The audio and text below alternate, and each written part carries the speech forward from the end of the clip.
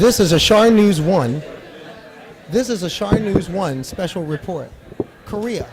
It's time Hi, to learn what everyone. you don't know. Hi, hello. Hi, everyone. I just thought that, while they are doing some technical arrangements, I wanted to share with you one very easy, it's not a chant, what do we say, call. So whenever you like it, when we say, we go to Jang. To Jang is in struggle. So then people will agree, if you agree with it, or if you think this is right and this is my struggle, you say to Jang. Let's do it together. 1, 2, 3. So a lot of times we say to Jang at the end, and then people will, when they start also in the labor unions, they usually start with in solidarity. I will speak on behalf of so and so, and then they say to Jang. And that's how they will introduce themselves too. So Jang means just in struggle. And they use it all the time. So now, since you attended this workshop, you will recognize the word Jang. Jang. Excellent.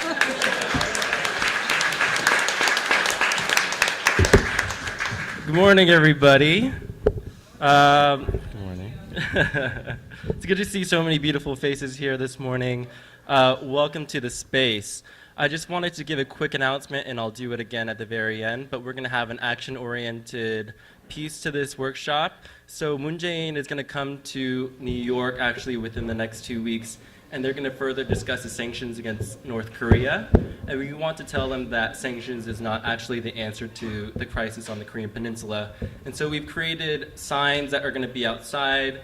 And what the Korean folks on the peninsula have asked us to do is to make sure that we go out into our international community and make sure that we have messages of solidarity. So if you feel so moved, we would ask you to take a picture with these little signs, and we'll publish them in Korea and use them as a material to foster more solidarity, to make sure that we have lasting peace on the peninsula.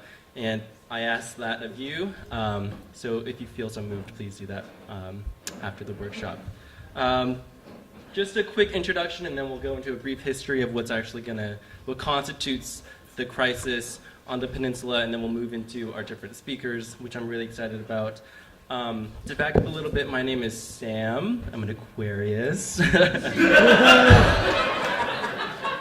I'm also from Noletol, which is a grassroots organization made up of diaspora Koreans based in New York, which is building transnational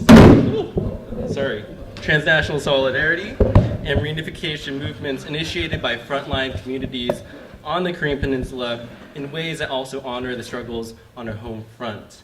Because we really understand that all social justice movements are connected internationally and domestically.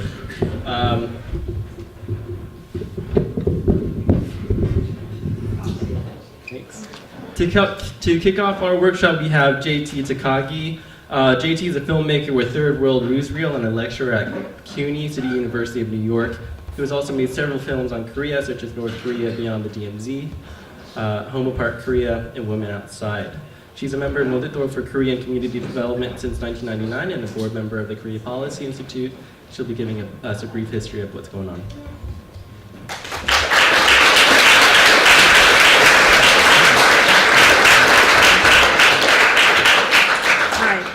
Hi, well this is ultra brief, and I'm PowerPoint-wise a little technically challenged, so you'll have to bear with me. I couldn't figure out how to get the screen in my notes, so I have to use 2 different computers. Okay, but we're giving you a very brief history of the U.S. DPRK relations, DPRK standing for North Korea, Democratic People's Republic of Korea. And you notice I have from 1948 to 2017, because in fact before 1948, there was no North Korea. All the way up to 1945, there was only one Korea. I hope everyone is fully aware of that. There was only one. World War II ends Japanese occupation of Korea, which had lasted for 35 years. And the U.S., as it comes in to accept Japanese surrender, decides overnight to cut the peninsula in half at the 38th parallel, basically to stop Soviet Union from coming down any further onto the peninsula.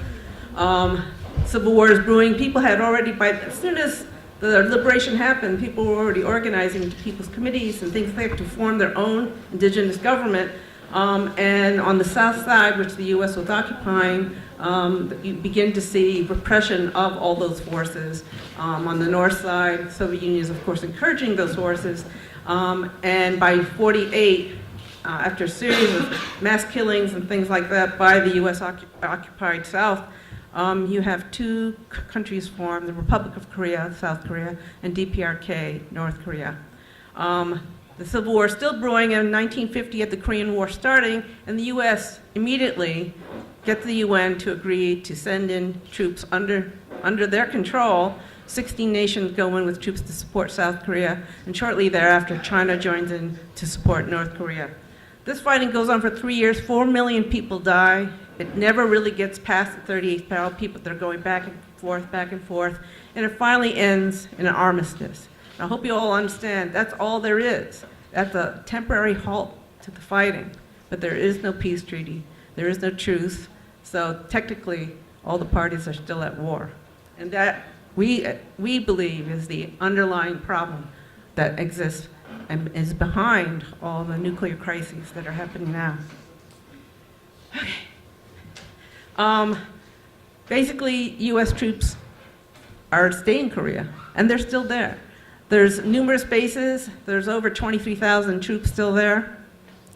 And the U.S. even put in nuclear weapons into South Korea, and only admitted it when they removed them in 1991, mostly because now they have ships and submarines that already have nuclear weapons, so they don't need to necessarily base them in South Korea. Also, 16 months after the Korean War ends in 1953, the U.S. already starts embarking on joint war exercises with South Korea.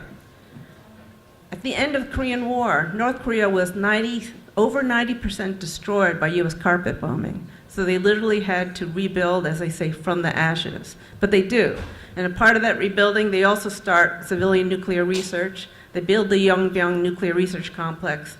And they joined the IAEA, the International Atomic Energy Agency, which is for peaceful nuclear activity, in 1974. U.S. in this time period is still in its heavy anti-communist mode, where by mid-60s they're in the Vietnam War. COINTELPRO is happening, where they're attacking people of color movements in the U.S. And they're sanctioning and blocking North Korea basically from the end of the Korean War all the way up till now. So this whole declarations of sanctions, all that, is not new to the North Koreans. It's what the U.S. has been part of U.S. policy all throughout. There are some breakthroughs periodically. So like in 1972, the North and South signed a joint statement which agrees that reunification should be solved independently without interference or reliance on foreign powers, and that should be realized in a peaceful way, and that it should transcend the differences of ideologies and institutions in both countries. President Carter, Jimmy Carter, had tried to reduce U.S. military presence in the South, was heavily fought against by South Korea and the U.S. right, and so the troops remained. North Korea signs on to the Nuclear Non-Proliferation Treaty by 1985, and in return, the USSR gives them non-fissionable reactors. Does anyone know what the NPT is? It's this treaty that says the 5 countries who have nukes get to keep them, though they're supposed to reduce them, and nobody else can have them, which makes no sense to me at all. But anyway, North Korea continues to ask the U.S. for a non-aggression pact. That doesn't happen. Berlin falls, and George Bush becomes president the same year, and the USSR collapsed in 1991. So this begins a kind of series of things that continue all the way up to now, where each time something like that happens, the U.S. is hoping, oh, North Korea will just like collapse now. And that's been kind of its whole approach to North Korea. It's like, oh, maybe this time it will just fall apart. We just have to encourage it by having more war games, by cutting off their ability to trade and things like that. U.S. also develops this nuclear umbrella where they said they'll protect South Korea and Japan with their nukes, and their war games begin to include B-1 bombers and things like that. So the war games get more aggressive to threaten the North.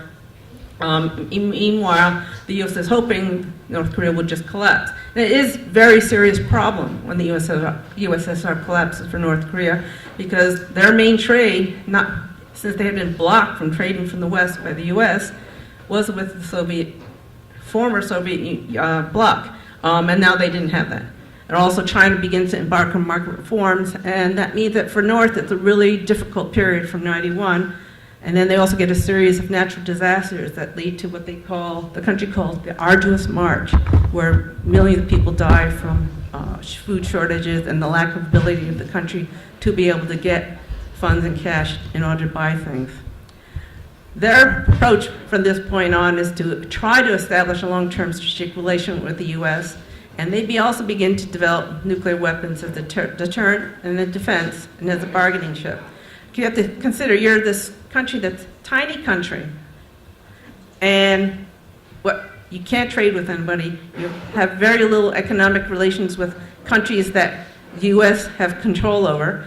And what else do you have to protect yourself? You're in a state of war with U.S., which is every 6 months holding huge war games, which it still does. And all the war games are games that mimic their taking over North Korea, destroying North Korea, and things like that. What happens in '93 is that the IAEA, the International Atomic Energy Agency, leads inspections in North Korea, and they claim discovery of plutonium nuclear reactors, suspecting intent to develop nuclear weapons. North Korea says it's not, and they threaten to leave the NPT.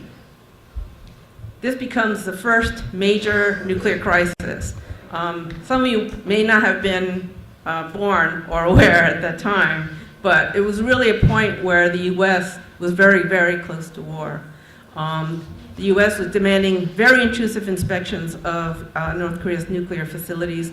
North Korea was demanding the withdrawal of the U.S. nuclear umbrella over South Korea and Japan. The U.S. had been threatening nuclear attack, and this team spirit is the huge war games that the U.S. was doing. Clinton, this is during he had just come into office in '93, and he actually threatened a preemptive strike on North Korea. And you see this quote from the Air Force commander saying that, in fact, they thought they were going to go to war. The Pentagon even had done a projection of what the cost would be in terms of deaths, and they said 1 million deaths, including 100,000 Americans residing in South Korea. And this was all something that was on the table that they were willing to consider, which is just nuts. It's only avoided because Jimmy Carter, former President Jimmy Carter, gets invited, and he makes a secret trip to North Korea where he meets the then leader Kim Il-sung. And that leads to negotiations that ends up in this term that you may have heard of, the 1994 Agreed Framework. And these are the terms of the framework, and this is under the Clinton administration, that North Korea would freeze its reactor, it will allow IAEA inspections, dismantle all nuclear reactors by 2003, and here's a key element. The U.S. in return was to provide light water reactors that are non-fissionable to North Korea, deliver an annual supply of fuel, and move towards full normalization. As you see, according to Mike Chnoy, everyone in Washington thought the North Korean regime was on the verge of collapse. So the U.S. did not follow through on the agreed framework. What prompted them in this case was that Kim Il-sung passes away in July 1994, and then his son eventually ascends to leadership. But as soon as Kim Il-sung passed away, the general thought in the U.S. was, among the administration was, oh, we could just wait now, because the whole thing's going to collapse. We don't have to deliver any of the things that we promised, and so they didn't. However, let us not forget, things are happening in South Korea too, and among them is that after decades and decades of military dictatorship, in 1987, the People's Revolution results in democratic elections, or kind of democratic elections, and among the presidents in the year 2000, you have Kim Dae-jung, who's a former political prisoner and fought fearlessly for peace and reunification with North Korea, and they have a June 15th North-South Declaration where they agreed to bilateral talks and activities and to resolve reunification independently and through joint efforts of the Korean people. This was a huge step for everyone, and as a result of that, groups formed all over the world that in support of that June 15th declaration. it sort of forced the U.S. to have to do something. So in 2000, Clinton sends Madeleine Albright, the Secretary of State, to Pyongyang, and then General Joe Myung-ruk comes to Washington, and they end up coming up with the U.S. DPRK joint communique in October 2000. And this was supposed to mean that, in fact, they would not have any hostile intent and would build a new relationship free from past enmity. But this is October 2000. In November 2000, what happens? The next Bush gets elected. So all things change. He reneges on all past agreements. Then 2001 happens, the 9/11, and in his 2002 State of the Union address is where we hear the terms axis of evil, where he bunches up North Korea, Iraq, and Iran as this axis of evil. There's a nuclear posture review, which is when the U.S. military goes through what they're going to do with their nukes and what they're going to do versus other countries. And one of the things they state in that posture review is that North Korea was a potential target of U.S. nuclear strike. U.S. embarks on the largest ever South Korea-U.S. military exercise, and by 2003, you also have U.S. invading Iraq. North Korea withdraws for the NPT, kicks out the IAEA inspectors, and restarts its nuclear reactors at Yongbyon, and produces enough plutonium for 6 to 10 nuclear bombs. So alongside this, they start the six-party talks. The six-party talks involved US, China, Russia, Japan, North Korea, South Korea. And it was to come up with some framework for how demilitarization, denuclearization could happen. They came up with several agreements along the way, but the problem is that, in fact, the U.S. didn't follow through with any of the portions of their agreements. So one aspect was, remember, from the 1994 framework, where the U.S. was supposed to deliver those light water reactors? By 2006, Quito, which was the group formed out of that framework, decides to forget all about it. It just terminates its plans to do that. And in following month, North Korea tests missiles and more sanctions follow. What I hope you're getting is some kind of idea of the pattern. Is every time we see in the news, oh, North Koreans did this, they're just crazy. We don't know why they did that, they just decided to do it. But if you actually examine the record, something has happened ahead of that that has proved. So it's generally in reaction to something else. It's never just like someone decides one day to test a nuclear weapon. Like I said, there are some moments where there seems to be some kind of breakthrough. And 2007 was one of them. At this point, North Korean funds have been frozen in banks. When the U.S. agreed to unfreeze them and remove North Korea from its state sponsors for terrorism, that's when we see one of the cooling towers at Yongbyon being blown up. But the problem with all these things is that every time the issue of denuclearization comes up, the issue is, well, how do you prove that? Who's going to show that, in fact, it was denuclearized? Who do you believe, and under what terms? If you're at a country that's at war with another country, are you going to let that other country come in and look at all your stuff just to be able to say, no, we don't think there's nukes? So that has been sort of the crux of the issue around being able to dismantle and verify nuclear weapons, and it has held up everything from the framework itself to all the six-party talks. On the U.S. side, though, and this is a quote from Jeffrey Bader, who was the former director of East Asian Affairs, he's considered the architect of Obama's North Korea policy, was that the issue of, again, they weren't expecting to have to do anything. They were hoping to just slow things down so that North Korea would just collapse, and that would be it. And that is, in fact, what defines the Obama administration. Even though he came into office, and we were very hopeful because he kept saying he was willing to talk to North without preconditions. That was out the window as soon as he came into office. And his policy was called strategic patience, which is strangle North Korea, economic sanctions, things like that, and then wait for something terrible to happen there, that it would collapse. Meanwhile, increase the war games, increase militarization on the peninsula and in Asia generally. That leads to North Korea declaring war. You have this in-between part where Kim Jong-il passes away, which is another reason why U.S. at that point in 2011 that you begin to see an intensification of U.S. war threats. Again, saying, oh, here's another chance, maybe something, it will collapse. And the defense comes up with this bizarre plan, Plan 5029, which has this unconventional war plan for invasion, occupation, and counterinsurgery in North Korea.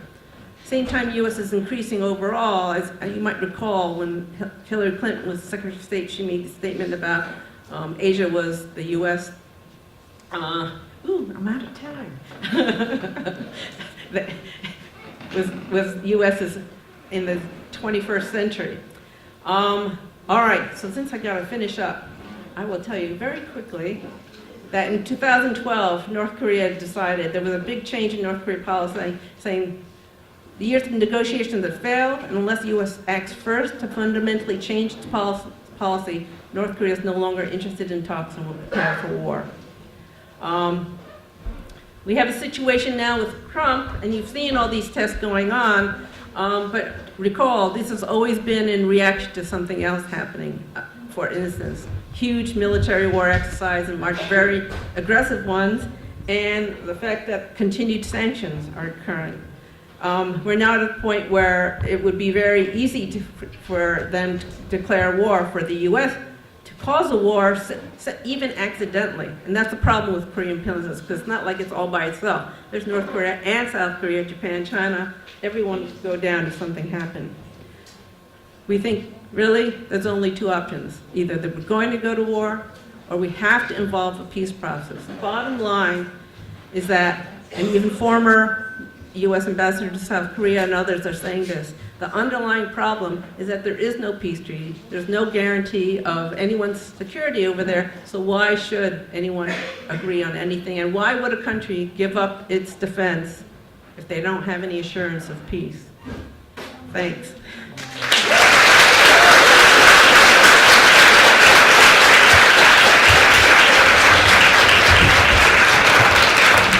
So to give a current perspective from South Korea on the current political climate under the Moon Jae-in administration, all the way from South Korea is Jin-Sook Chang, and you might have seen her on the plenary yesterday. She's a complete badass, and so we're really excited to have her here with us. To give some brief background on her, Jin-Sook is a director of policy and planning of the New People's Party, a new progressive party that is currently in formation in South Korea. The party's stated aim is to complete the Candlelight Revolution that ousted former President Park Geun-hye by unifying all of South Korean progressives and fighting for systemic change and peaceful reunification of the Korean Peninsula. Chang earned a PhD in sociology at Sungkyunkho University and studied political science and policy planning at the Sungkyunkho University Graduate School for NGO Studies. She was formerly a member of the Policy and Education Committee of the Seoul branch of Kyorae Hana, a South Korean NGO devoted to peaceful reunification of the Korean Peninsula. Translating for her is Hyun Lee, who is a steering committee member of the Stop THAAD in Korea and Militarism in Asia and the Pacific, and a volunteer organizer of the Solidarity Committee for Democracy and Peace in Korea. She is on the editorial team of Zoom in Korea, an online media site that provides updates and critical analysis of news related to the Korean Peninsula. She is also a member of Nodidol for Korean Community Development. Can we give her and Chang a warm welcome?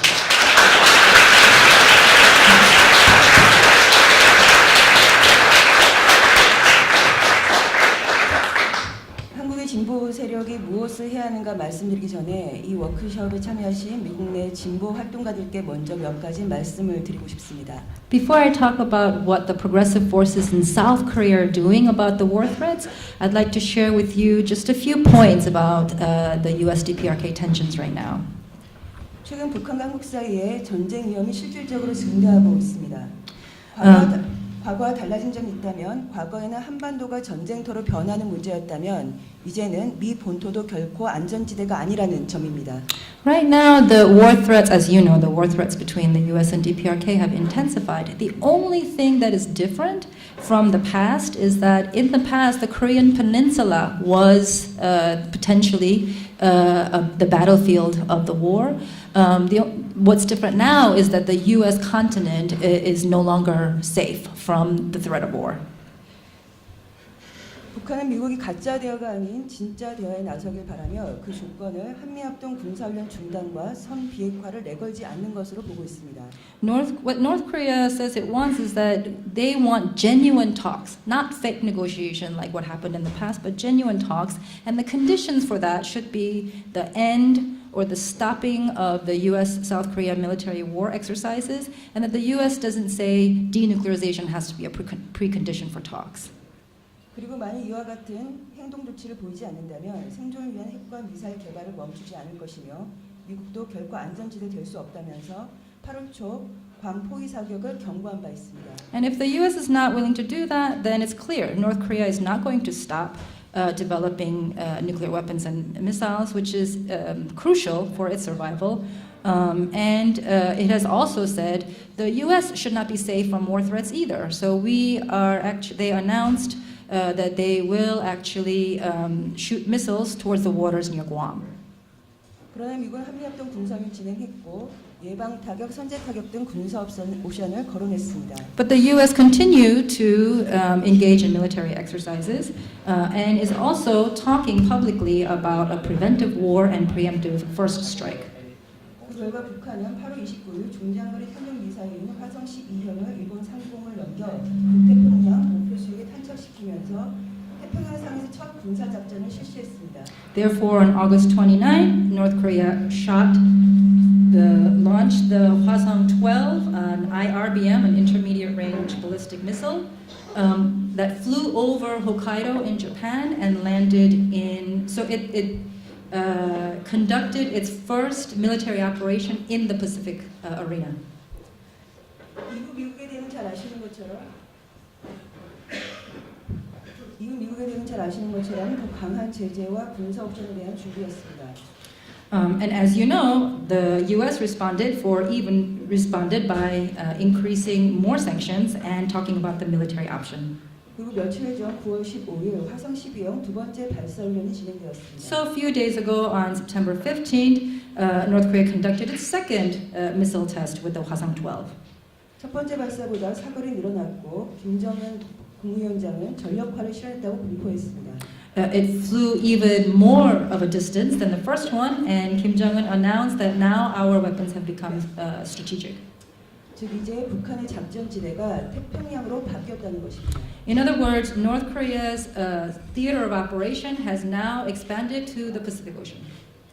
화성 12형 두 번째 발사 훈련 현장을 방문한 김정은 국무위원장은 안보리 대북 제재 결의에 대해 아직도 유엔의 제재 따위에 매달려 우리를 굴복시킬 수 있다고 진념하는 대국이라고 자처한 나라들이 답답하기 그지없다라고 말했습니다. It was reported that Kim Jong-un visited the site of the missile test, and he said, I cannot believe that countries that call themselves superpowers still believe that they can force us to capitulate through sanctions through the UN. 유엔의 대북 제재는 북한으로서 매우 고통스러운 일임은 분명하지만 제재가 북한을 포기시킬 수는 없습니다. It is true that sanctions are very painful for the people of North Korea, but it cannot be the thing that forces North Korea to capitulate. 왜냐하면 이미 90년대에 이보다 더한 제재의 고통을 겪었고 그것을 이겨낸 경험이 있기 때문입니다. Why? Because North Korea has already gone through a much more painful experience in the 90s because of the sanctions, and they survived it. 그 경험을 통해 북한은 미국에 굴복당하지 않는 유일한 방법은 자체의 군사적 힘을 키우는 것과 어떤 경제적 공세와 고립에서도 자립할 수 있는 경제적 체제를 갖추는 것이라고 보고 지난 10수년을 준비해 왔습니다. Through that experience, what North Korea realized that the only way to not surrender to the United States are two things. One is they need to strengthen their military power to defend themselves, and then the other thing is they need to develop a self-reliant system as an economy that can survive embargoes and economic isolation, and this is what they've been preparing for the past 10 years. 이것이 역사고 현실입니다. 그런데도 트럼프 행정부는 더 강한 제재만을 외치고 있습니다. So that is the history and that is the reality right now, but the Trump administration just continues to talk about more sanctions and more sanctions. 트럼프 행정부가 북한을 몰라도 너무 모릅니다. 이대로 가면 제가 살아온 한반도의 만성화된 전쟁 위기만큼이나 미국 국민들도 전쟁 위기를 겪게 될 것입니다. Trump administration really does not understand North Korea. If this continues, then the chronic war threats that I experienced living on the Korean Peninsula will now become a reality for people living in the U.S. as well. 한편 이제 미국은 관포위 사격의 딜레마로 종종 공경을 겪게 될 것 같습니다. And also, the United States is now facing a dilemma due to North Korea's threat of launching missiles towards Guam.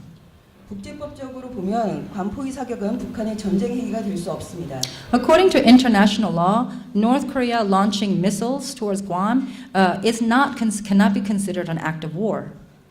8월 9일 김낙경 조선인민군 전략사령관 발표에 의하면 북한은 괌을 공격하는 것이 아니라 괌 주변 공해상을 향해 미사일을 발사하겠다는 것이기 때문입니다. On August 9th, Kim Nak-gyum, who is the strategic commander of the North Korean People's Army, what he announced was that North Korea is not planning to attack Guam. They said they will launch missiles towards the international waters near Guam.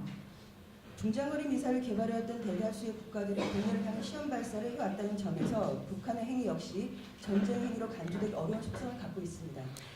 All countries who have developed IRBMs have test launched their missiles in international waters. So, in the same way, North Korea launching its missiles towards international waters cannot be considered an act of war. 다시 말하면 북한의 관포위 사격은 국제법적으로 합법성을, 정치적으로는 미국 공격성을 동시에 갖고 있으며 모순된 두 성격으로 북한의 대미 압박 공세가 더 효과를 발휘할 수 있는 메커니즘으로 작동하고 있습니다.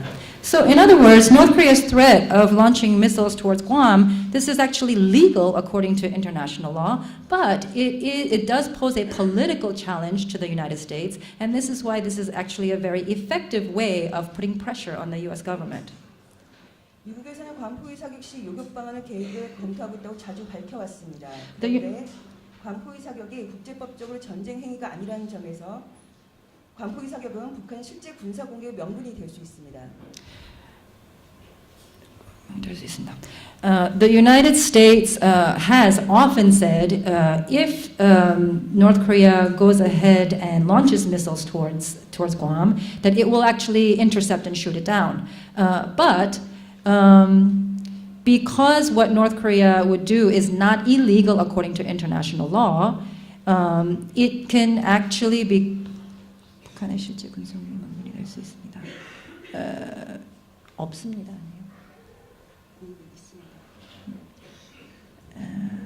It can 명분이 될 수 있습니다. North Korea's action cannot be a pretext, a legitimate pretext for a U.S. attack. 즉, 관포위 사격에 대한 미국의 군사적 대응이 오히려 북한 실제 군사 공격을 이어질 가능성을 농후하게 하고 있는 것입니다.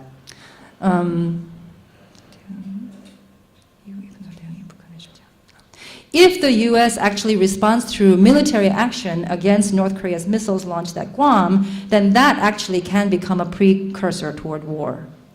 하지만 요격하지 못하거나 요격에 실패한다면 미국은 국제사회에서 망신을 당하게 되는 것입니다.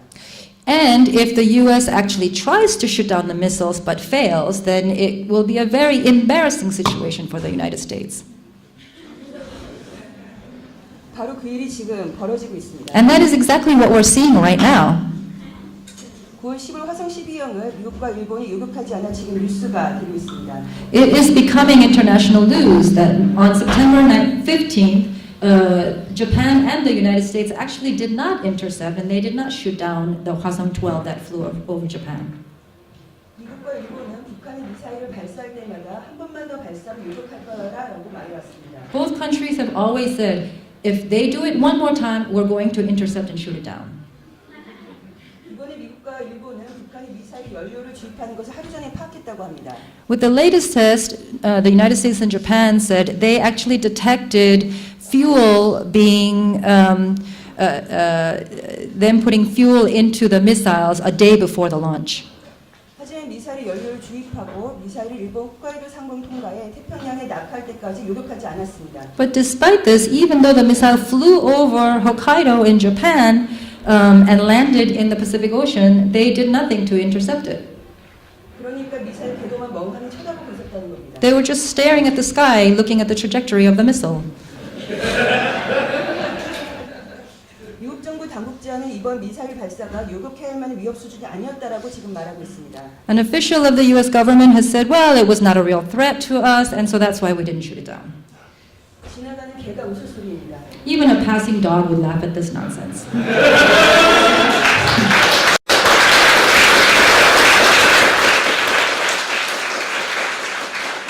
미국은 정직해야 합니다. 요격을 하자니 전쟁이 진짜 날 것 같고 요격했다가 실패라도 하게 되면 북한의 공격에 대한 방어 능력이 없어 더 이상 무기를 생산할 수도 팔아먹을 수 없게 되니 하늘만 쳐다봤다고 말입니다. If the US government were truthful, it would say, well, if they actually shot down the missile, then it could actually lead to a real war. But if they failed in shooting it down, then it would expose the fact that their missile defense systems are ineffective, and they cannot continue to produce and sell these weapons. So all they could do is stare at the sky. 지금 미국에서는 전술핵 개발에 열을 내고 있습니다. Right now, the US is talking about deploying tactical nuclear weapons in Korea. 북미 간의 군사 긴장을 군산 복합체의 대목으로 쓰고 있는 것이죠. They're using the crisis between the US and North Korea as a reason for continued profits for the military-industrial complex. 군사 행동을 할지 말지 미국 국민들은 미국민의 안전과 복지를 위해서라도 북미 간의 즉각 대화 평화협정을 축소해야 된다고 봅니다. And the more that North Korea puts pressure on the US will continue to fall into this dilemma. Should it actually take military action or not? And I believe that there are people in the United States who believe that even for the safety of the people of the US and for the social welfare of the people here, that the two countries need to start talks and talk about a peace treaty. 한국의 진보진영의 국민과 대응 방향에 대해서 말씀드리겠습니다. Now we'll talk about how the progressives in South Korea are thinking about their plan of action to address this crisis. 첫째, 저희는 지금 정세를 한국 전쟁 이후 최대의 전쟁 위기 상황으로 보고 있습니다. We look at the current situation as the greatest crisis since the Korean War. 하지만 한국 내에서는 그만큼 심각하게 보지 못하는 분들이 많으십니다. Of course, there are many people in South Korea who don't look at the situation that seriously. 이유는 두 가지인데 하나는 전쟁이 만성하게 인한 불감증이고 다른 하나는 북한이 핵과 미사일을 가졌는데 미국이 설마 공격하겠나 하는 안이함입니다. There are two reasons for this. One is that people have become desensitized because of the chronic war threats that we've lived under. The other one is some people think, well, North Korea has nuclear weapons and missiles, and so would the US actually attack them? So there is this false sense of security that people have. 이것은 제국주의, 군산복합체 속성을 모르는 일이라고 생각합니다. But this is because they don't understand the actual nature of imperialism and the military-industrial complex. 전쟁은 언제나 설마 하다가 터집니다. War can always break out, even though we may be very doubtful. 사소한 계기로 전쟁이 불쏘시개가 될 수 있는 상황임을 모두 알아야 합니다. Even a small miscalculation can spark an all-out war. 저희는 한국에서 평화를 염원하는 모든 세력들이 지금은 북미 즉각 대화, 한반도 평화 정책으로 나서도록 활동해 나갈 것입니다. So what we will do in South Korea is organize all the people who want peace to start to demand direct talks between North Korea and the United States and to realize a peace treaty on the Korean Peninsula. 11월 트럼프가 방한한다고 합니다. 저는 이 계기를 한반도 전쟁 반대, 평화 실현을 위한 반전 반 트럼프 대중적 행동의 날로 만들 것입니다. Trump has plans to visit South Korea in November, so we will actually make this day a day of action to oppose war and to realize a peace treaty.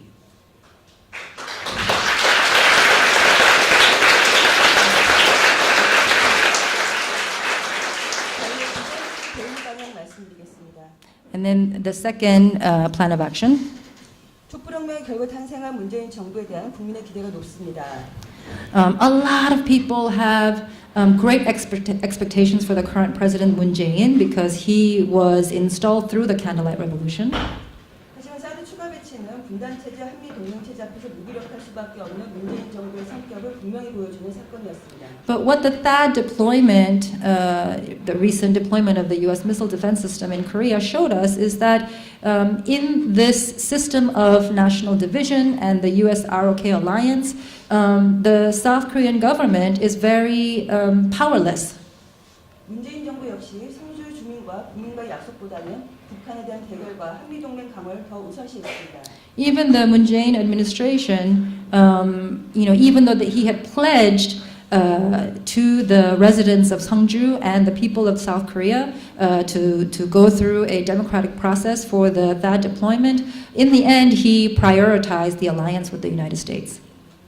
결국 민중들이 자기의 정당을 스스로 만들지 않으면 결코 주인이 될 수 없다는 것을 최근 문재인 정부의 사드 추가 배칭에 보여주었다고 생각합니다. This is a clear example of how if the people do not create their own political party and political power, then they cannot actually have a sovereign power over their society.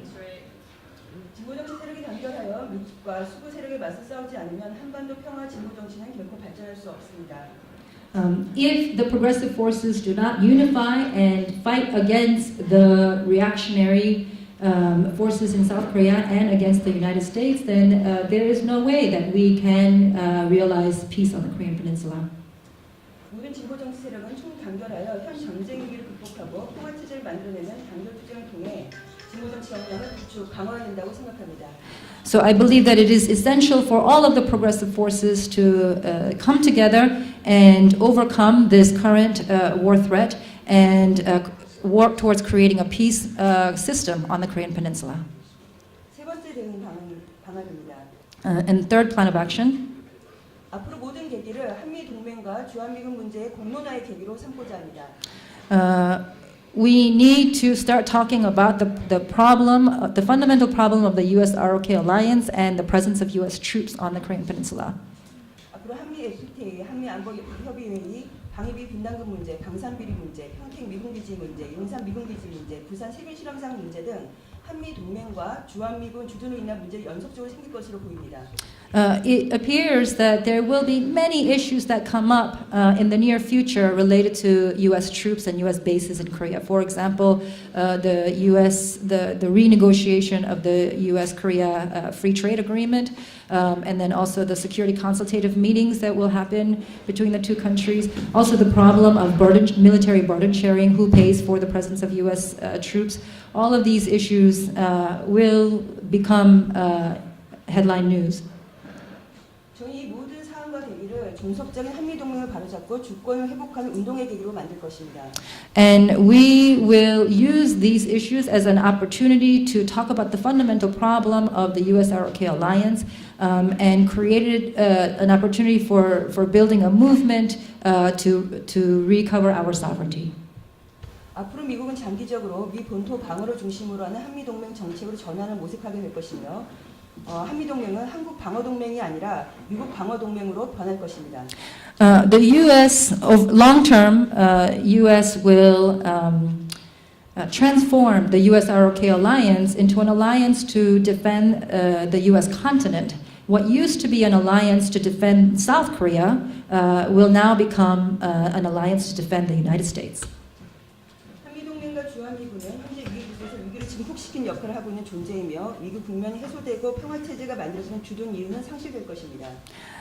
The U.S. ROK alliance and the presence of U.S. troops on the Korean Peninsula have played the role of intensifying war threats on the Korean Peninsula. Once this crisis is overcome and we actually realize a peace system, there is no more reason for the U.S. Presence in Korea.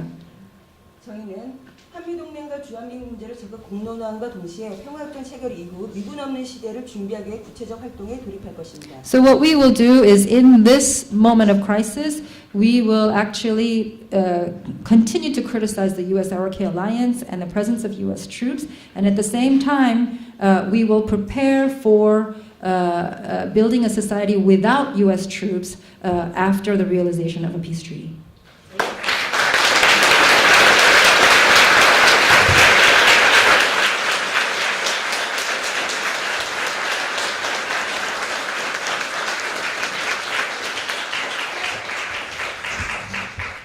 give a little bit more perspective on the diaspora Korean community, we're going to have Chi-yeon speak.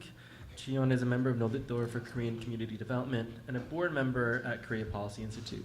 She's also a steering committee member of the Stop THAAD in Korea Militarism in Asia and the Pacific, and a volunteer organizer of the Solidarity Committee for Democracy and Peace in Korea. Her work is focused on demilitarization of the US and peace and unification in Korea. Thanks, Chi.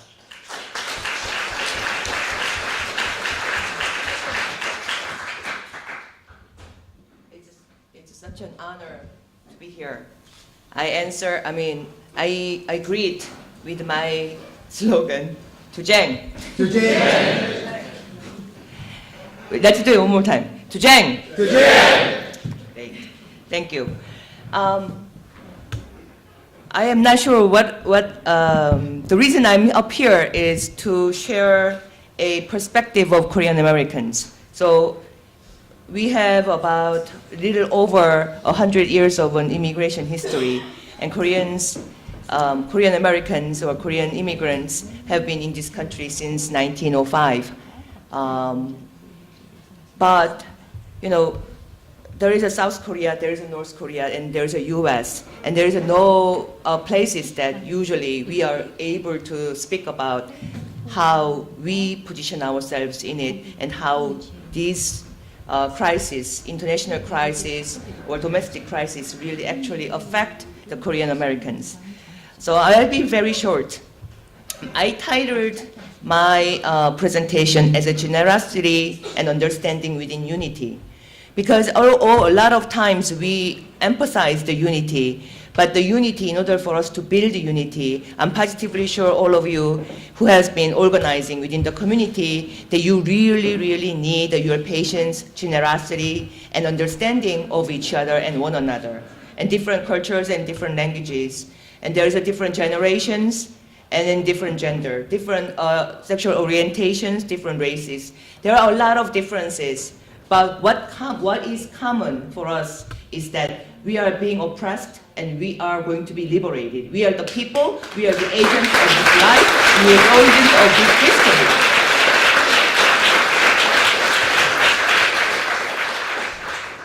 And it's not only common for Koreans in America. Yesterday I read a news article, talks about the Koreans in Japan.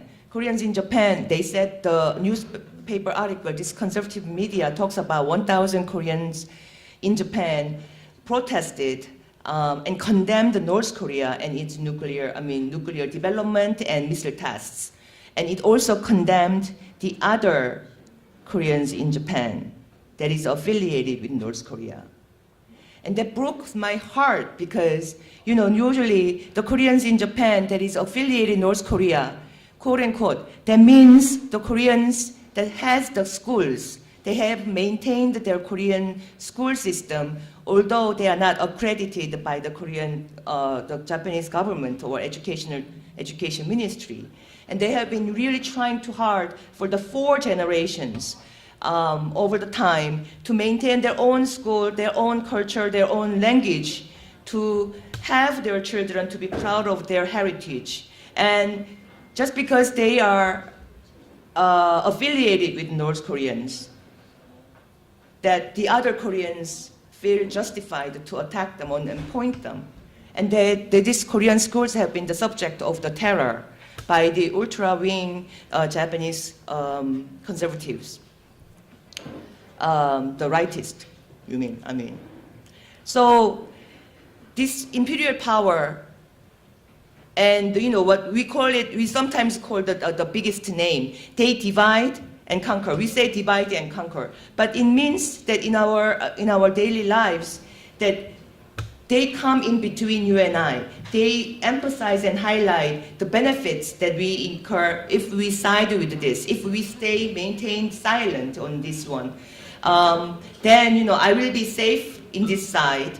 Maybe the Mindan people, that those 1,000, I'm positively sure it's less than 1,000 people, but these people, when they protested, they were thinking about the immediate benefits that they will be getting. Maybe they were trying to be safe from the upcoming terror or the threats, physical threats that they may be receiving.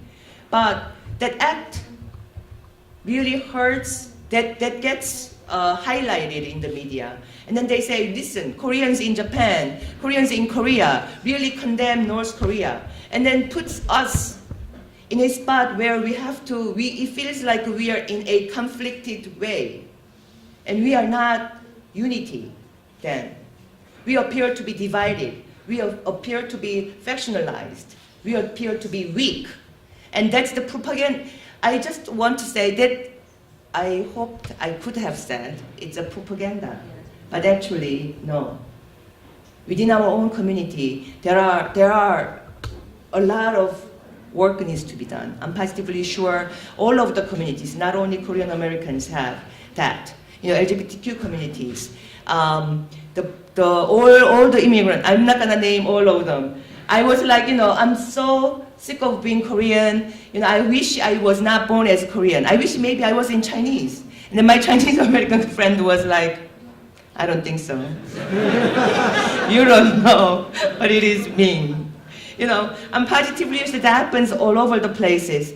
So what I'm trying to see is that, in our pursuit of social justice, in our pursuit of peace, it is also our pursuit of our dignity.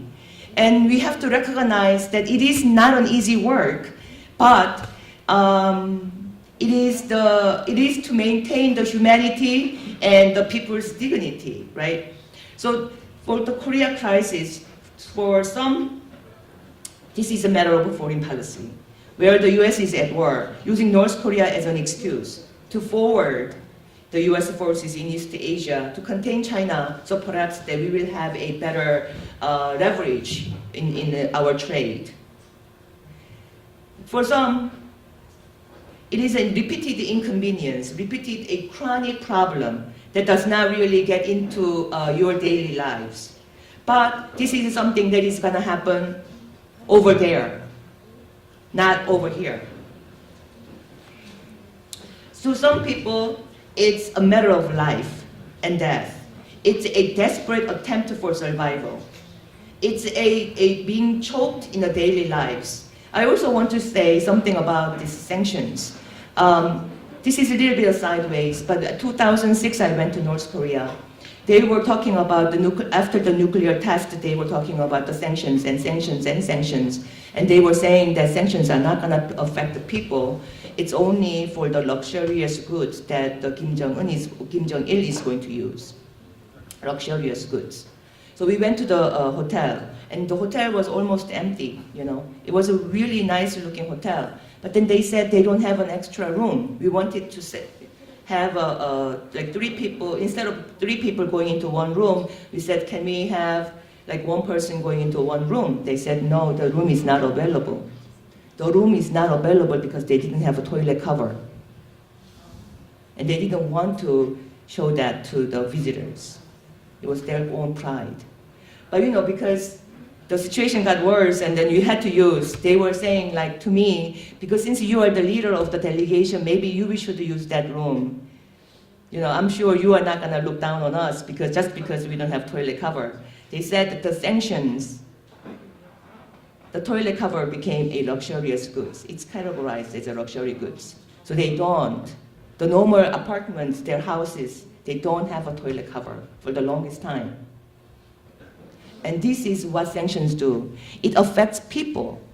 It affects the electricity. The electricity was the problem when JT mentions, because it goes to the hospital. But they say electricity, the food, all goes to the military. Excuse me, the military is also people too.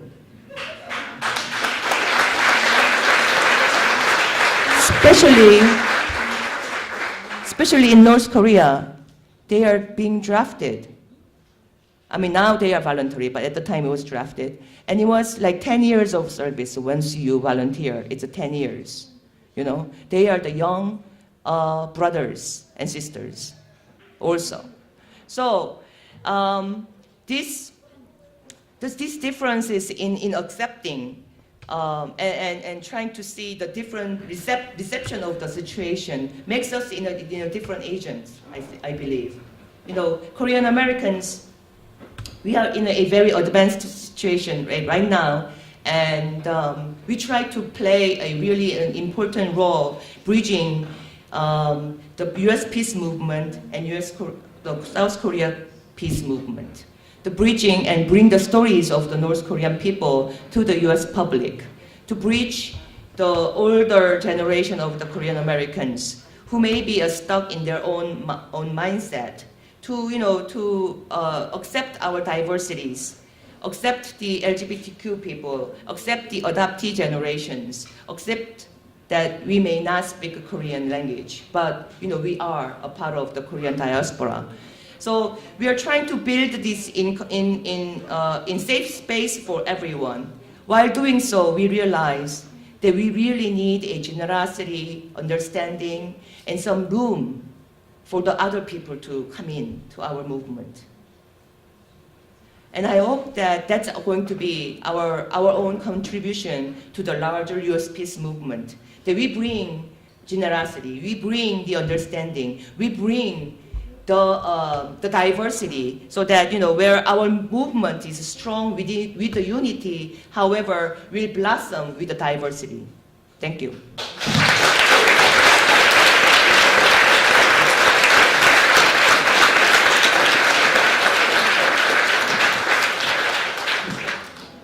Well, I think my name is Medea Benjamin. I'm with the group Code Pink, and I'm really honored to be with this group today and to have had a chance to go to Korea several times. In fact, the last trip was supposed to be led by this wonderful comrade right here, except because of her work for peace, the South Korean government wouldn't let her into South Korea. So one of the things that I have learned going to Korea is how to organize, how to struggle, how to fight against the police.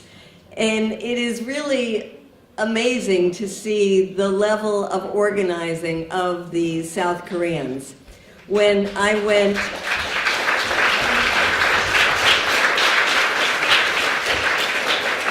a few years ago, I had a chance to go to Pyeongtaek, which is one of the villages that was being destroyed to expand one of the military bases. You know how many military bases, U.S. military bases, there are in South Korea?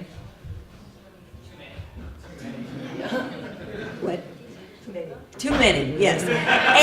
83. 83. Think of this small country, 83 military bases.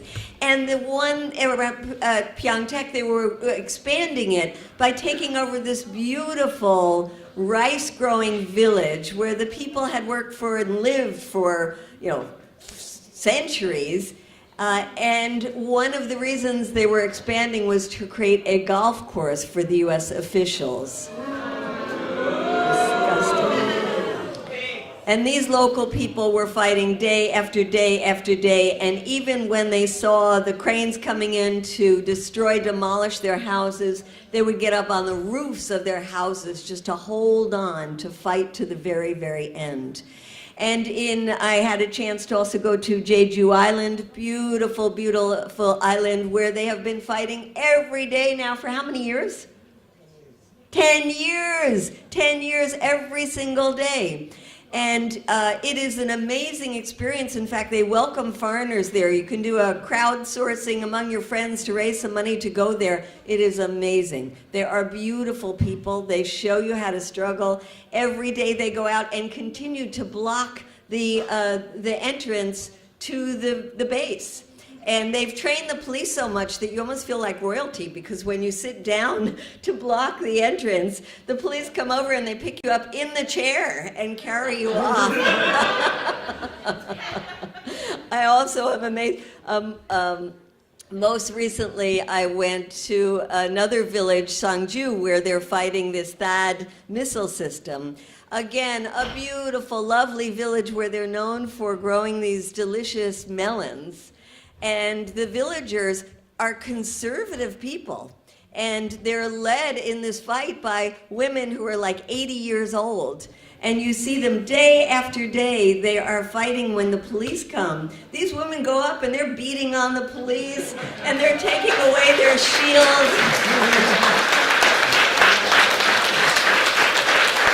At the end of one of their protests, Yes, they came and showed me all the gear they had confiscated from the police. Here, if you touch a police officer, you know, you will be charged with If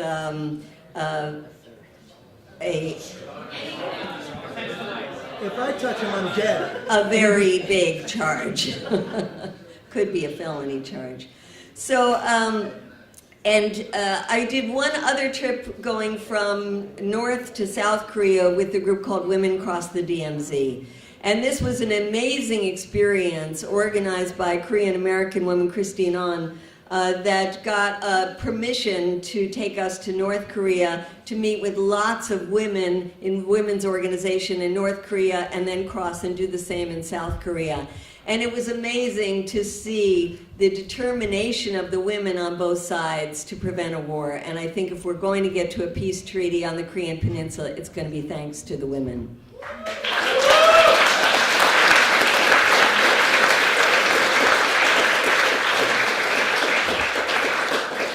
One of the things that the North Koreans, who are portrayed as if the whole country is one person, Kim Jong-un, this one crazy person, but when you hear the North Korean government itself has said that we look at the history of the U.S. in Iraq and in Libya, and we see that Saddam Hussein agreed to give up the production of weapons of mass destruction, and his country was invaded and he was murdered.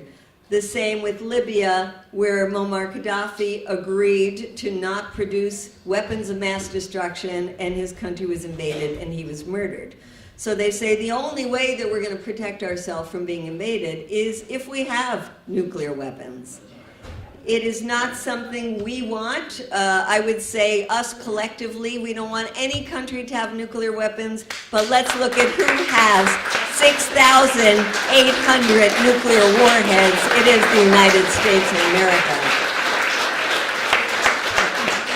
There was a treaty passed by the countries of the world, not including the United States and other nuclear powers, calling for an end to nuclear weapons. It's just being opened up now for countries to sign up on. And if indeed we want to stop the proliferation of nuclear weapons, we should be demanding that our government sign on to that treaty to ban nuclear weapons.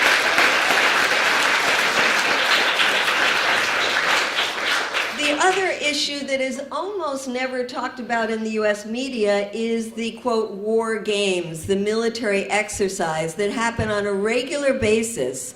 And these are seen, rightly so, by the North Korean government as a practice for invasion. In fact, they're called decapitation, how to destroy the North Korean government. So on the one hand, you have Secretary of State Rex Tillerson saying, we're not trying to destroy your government, you are not a foe. On the other hand, you have the military exercises. One of the military exercises just ended last week, but the big ones are happen in March. And so there is a call that has come from China, from Russia, and now the advisors to President Moon have agreed that it's a good idea, and North Korea has in the past said it's a good idea, which is called a freeze for a freeze. It would be a freeze of South Korean military exercises in exchange for North Korean freeze on the testing of missiles and nuclear weapons. This freeze for a freeze, we would have 6 months now to be organizing, to be demanding before the March large military exercises, to demand that the military exercises not be carried out, that this freeze for a freeze becomes the initial opening for negotiations that would lead to a peace treaty. So a couple of things that some of the organizations are doing. We think it's important to do a lot of education, even in the progressive community. And one of the things we really have to educate people about is that diplomacy is not equivalent to sanctions. That's something. And I say this because this is what progressive Democrats in our Congress are calling. I was at a hearing recently, and you want to tear your hair out listening to them because you have the Republicans saying, military should be an option. It should be on the table. Don't take away that military option. And then you have the Democrats saying, sanctions, sanctions, sanctions. And this is what's being discussed in our Congress. And we have to say that sanctions are hurting the North Korean people, and that there is no military option. The only option is a peace treaty, so start the negotiations now.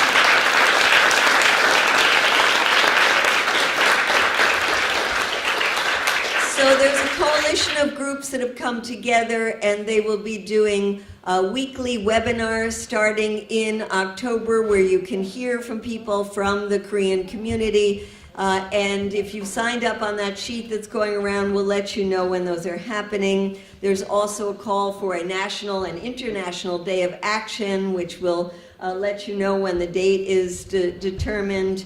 There's about 40 organizations, and I hope that the Congress here today will approve this call for a campaign to divest from the war machine, because as Sin-juk from South Korea has said, this is all about weapons manufacturers getting richer and richer. The THAAD anti-missile system that is being imposed on the people of South Korea is $1.2 billion to Lockheed Martin. And now the call for more sophisticated weaponry in not only South Korea and Japan is a boon for this war machine. So we have to go directly to the weapons manufacturers and demand that they stop pushing war. And then finally, I want to say that it is not always the case that when we work on a particular country and try to stop US involvement, for example, around Saudi Arabia or in Iraq, that we have leadership here in the United States of people from those communities. Because oftentimes the people from those communities are too afraid to speak up because their government will not only go after them here in the United States, but will go after their families back home. Here in the case of Korea, we have amazing people in the Korean American community who are providing fantastic leadership in terms of analysis of what's going on in the peninsula, as well as ways that we can be in solidarity, particularly with groups in South Korea that are fighting to stop this escalation. So I just want to say how proud I am to have had a chance to become friends with some of the people in this community, and how important it is for us to look towards them for leadership and follow them in this effort to provide solidarity and end this growing crisis in the peninsula. Thank you.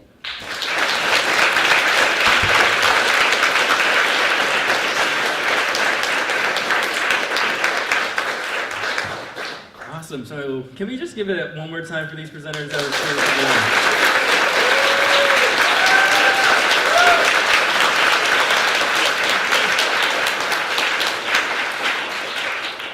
So that was a lot of information, so we just wanted to make space, about 5 to 7 minutes for any questions that you all might have. If you feel comfortable or comments, feel free to use a microphone or speak loudly from your seats. So we'll take 2 to 3 at a time.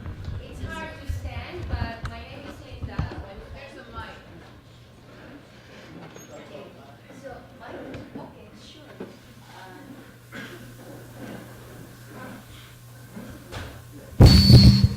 Okay, my name is Linda Olican. I'm a Filipino. So my country, the Philippines, is very close to Korea. Yes. So individually, I'm very concerned. My family is there. I have a grandson, and the rest of the family is there, right? So first of all, I wanna appreciate and honor the comrade, organizing in South Korea. That must be a very difficult, and you're very brave. Thank you very much. Yes. Yeah. And I also want to share briefly the experience of the Philippines with U.S. colonization and imperialism. The U.S. was not able to divide the Philippines. It's a 7,000 plus islands. It's very hard to divide. But the U.S. was able to, it first experimented its vision of neo-colonialism in the Philippines, and it succeeded. Although the Philippines is formally independent, the U.S. was able to control our economy, military, and foreign relations. You know, the economy of our country is down. That is why over 10% of our people overseas, mothers like me, who have no option but to leave the country, to send money to our families, and indirectly it's supporting, you know, the government. And the neo-colonization of the Philippines is enabled by the elite, the Filipino elite in the country. So the U.S. cannot be trusted, really. You know, it's, you know, a polite, you know, a good use of language. Of course, it's just a facade. Its real intention to dominate the world, you know, for the interest of a small group of families, corporations here, and globally is there. We really need to fight, not only for this generation, but for the future, right? So I was an activist in the Philippines when I was 18. I am now 65, and I'm still trying to do what I can to contribute to the movement. Yeah. So I think, my organization is very small, Damayan. We're based in New York. But in my, experience as a long-time activist, I think that what we need to support the struggle of the Korean people, both in the South and North, is something like what the American people did, to support the Vietnamese people. That's what we need. Yeah, we need to, educate people here in America and other places about the just cause of the fight of the South and the North Korean people, and that the real villain is the United States, because right now the mainstream media is able to demonize the North Korea. Yeah, even I think among the progressives, it's not very clear who's really the bad person here or the bad actors, and the people do not know what to do. I think what we need to do here is to support the struggle of the South Korean people and the North Korean people. That's what we can do. Same thing that we supported the struggle of Vietnam. In my limited knowledge, that was crucial in mobilizing the public opinion in the United States against the war. We should do that too. Thank you. Thank you.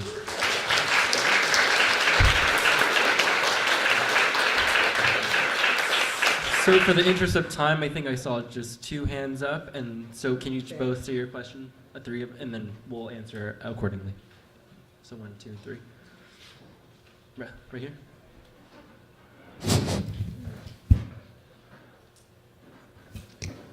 My name is Kanal. First off, I want to say, solidarity to the Democratic People's Republic of Korea.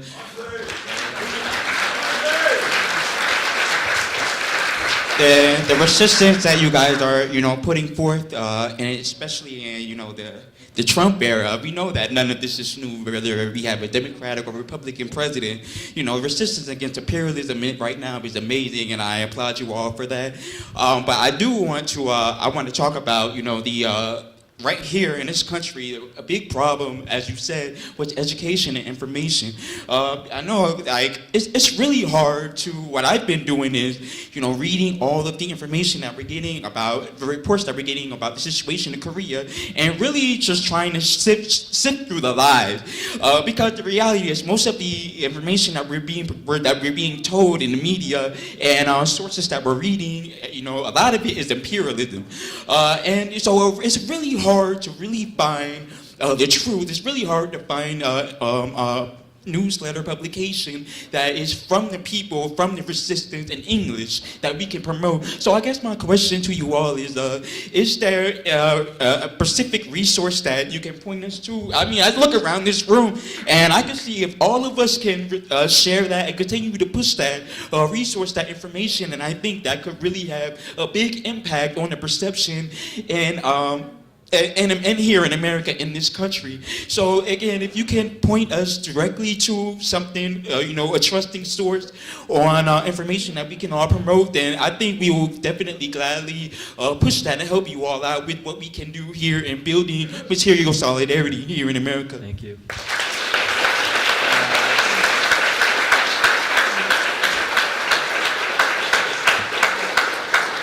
So, you had a question right here. We're going to take, yeah. I do. This is a question for Jin-Sook. Jin-Sook managed Chardonnay, and I'm an American that believes in total self-determination for the entire Korean Peninsula. Let Koreans decide the future for Koreans.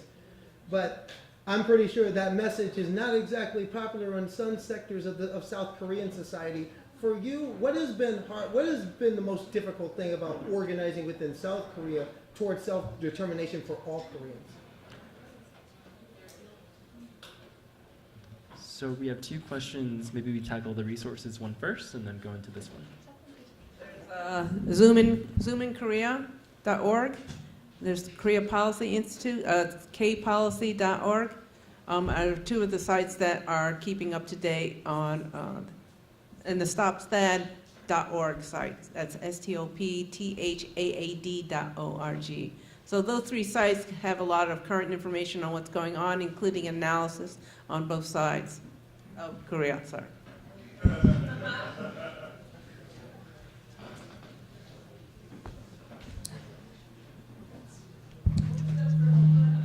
Okay, Zoom in Korea. Zoom in, ZOOM in Korea.org. The next one is kpolicy.org. And the third one is stopthaad, stopthaad.org.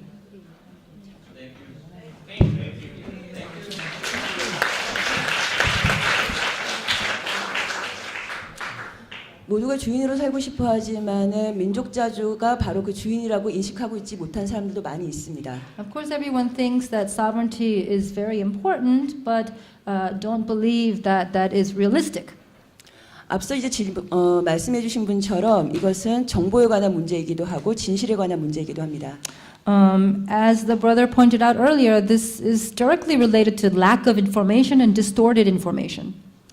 그래서 저희들이 활동이 중요하다 생각하고 있습니다. And that's why our movement is very critical. 그런데 지금은 아마도 그런 의식이 깨어난 데 매우 적기라고 생각하고 있습니다. But the consciousness of the people is actually very low. 80년 동안 민족자주라는 생각하고 살지 않으셨던 소성리 할머니들이 지금 반미를 외치고 있습니다. But if you look at the case of So Seong-ri, where the grandmothers are fighting against the THAAD missile defense system, they lived for 80 years in this system that is, subservient to the United States. But now they're talking about U.S. out. 전쟁기가 심해질수록 전 한반도 전체는 미국 문제에 눈을 뜰 수밖에 없습니다. 이것이 저희가 적극적으로 해야 될 역할이라고 생각하고 있습니다. As the war threats intensify, it's inevitable that everybody in South Korea will wake up to how serious this problem is.